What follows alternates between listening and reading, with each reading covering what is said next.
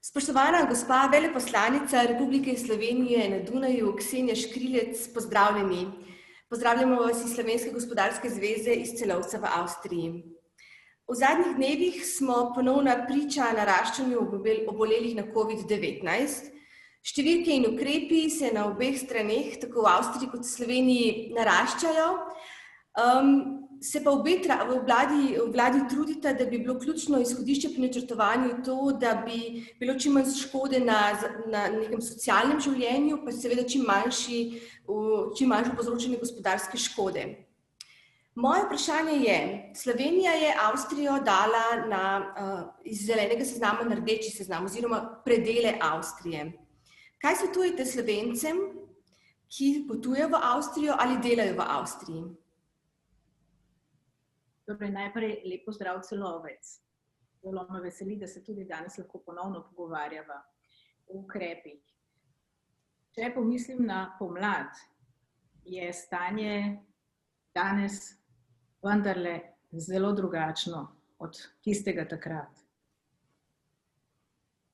Obe državi, obe vladi delata na tem, da je meja med našima državama čim bolj prehodna. Ugotovili smo to, kar mi že vemo in predvsem pa gospodarstvi se zelo dobro zavedate od nekdaj, kako močno smo povezani in so odvisni od kapitala drug drugega, od delovne sile drug drugega. Torej, rdeči seznam. Avstrija pri nas ni na rdečem seznamu, je na oranžnem. Oranžni seznam za sosednjo državo pomeni opozorilo. Opozorilo za prebivalce Slovenije, da gredo v državo, kjer so višje številke okužb. Na rdečem seznamu so dežele Predaljska, Tirolska in Dunaj. Sicer, kar je relevantno za Koroško in za Štajersko, torej dve sosednji deželi, ni sprememb v prometnem režimu. Tudi mi opazimo, da ni pri nas sprememb, ampak naprimer, dajva en tak primer, da se nek prevoznik pelje iz Slovenije v Avstrijo na Dunaj, kjer odloži svoj tovor, tam opravi nekaj časa opravlja tam svoje delo in se potem vrne nazaj v Slovenijo čez mejo. Kaj se zgodi v takem primeru? Gre za izjemo. Torej, če se opravlja gospodarska dejavnost ali če gre za poslovni obisk v rdeči deželi, bo to veljalo za izjemo. In s primernimi potrdili se lahko potuje tudi na območja, ki so obarvana v tem trenutku rdeče.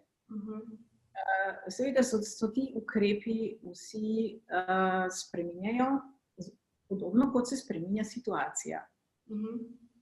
Lahko se tudi popravi situacija in potem se tudi dežela ponovno vrne na zeleni ali oranžni seznam.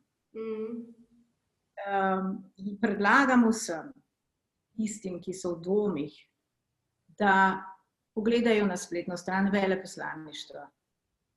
Tudi na spletnih straneh vlade so informacije, ampak na naši spletni strani, na Facebooku, tudi tweetamo zmeraj, če kaj novega, da se najprej informirajo z naših spletnih strani.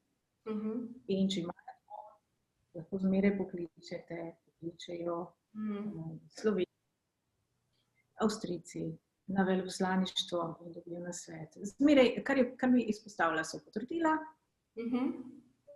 Razlog potovanja obrazložiti. Sicer pa Štajerska, Koroška ni sprememb v režimu in zelo veliko izjem za rdeče sezname.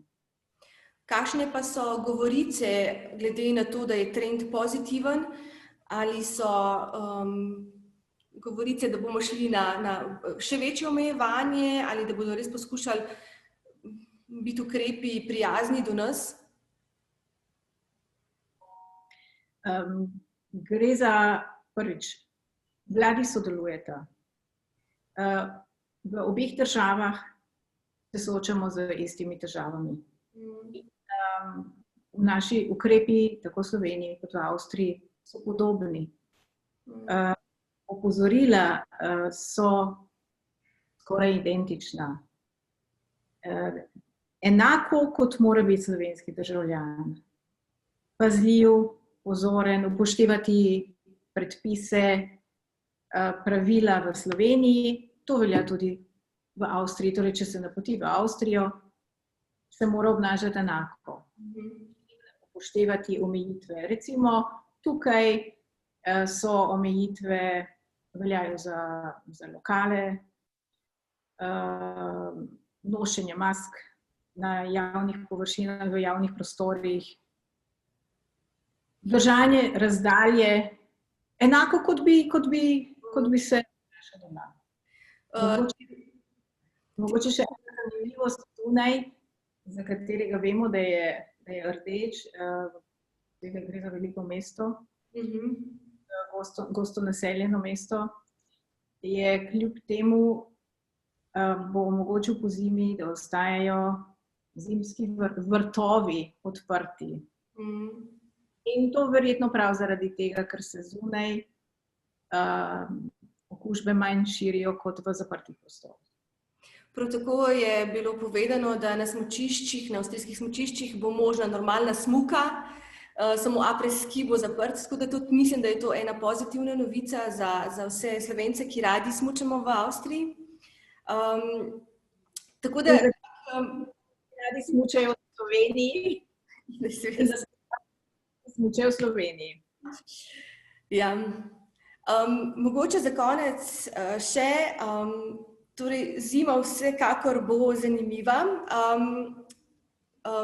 ampak v Avstrijo vseeno lahko pridemo normalno in tudi odidemo lahko domov normalno, ne? Tako. Torej, zaenkrat so potovanja med Slovenijo in Avstrijo možna z omejitvami. Prosim, gledate na spletnih straneh v aktualnem trenutku, kakšna so pravila, kakšni so predpisi. Tako. Omejitve pa upoštevamo vsi, recimo tudi mi na Dunaju, čeprav zaenkrat načrtujemo 15. decembra adventni koncert, tako kot lani, letos ne v Štefansdomu, temveč Minoritenkirche, vendar tudi v centru za slovensko glasbo. Lepo, spodbudno. Najinim gledalcem bi rada samo še sporočila, da vkolikor ne dobijo informacije na vaši spletni strani, imamo tudi na naši spletni strani www.sgz.at vse informacije o vas, kje vas dobijo, kontaktne podatke, tako da še naprej se bomo trudili biti aktualni in ažurni in vas informirati o vseh trenutnih in pa nekih novih ukrepih. Hvala in lep pozdrav na Dunaj. Hvala za sodelovanje, ki bo tudi v bodoče, sem prepričana, tako odlično in uspešno delo. Hvala lepa. Nasvidenje.